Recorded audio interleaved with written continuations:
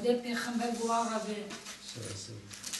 Oded gaziyavani zarokevani malamani zinde Rabbi. Mavim kıyade. Mahav zuasana. Tamam, tamam. Marba pirak var.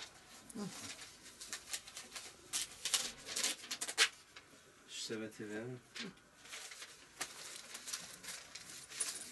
Rahmet Gıda Bankası olarak Ocak ayı içerisinde yetime muhtaç 45 aileye gıda paketi, 19 aileye kırmızı et, ayrıca Avrupa Yetimler'in 5 yetim muhtaç ailelere gönderdiği 1455 TL nakdi para yardımında bulunduk.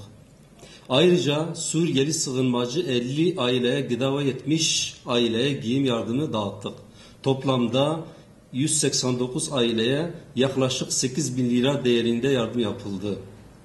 Rahmet Gıda Bankası aracılığı ile bu hayır işlerde yetime muhtaçlara yardım ulaştıran ve yardımları esirgemeyen tüm hayırseverlerden, dernek ve üye gönüllerimizden Allah razı olsun.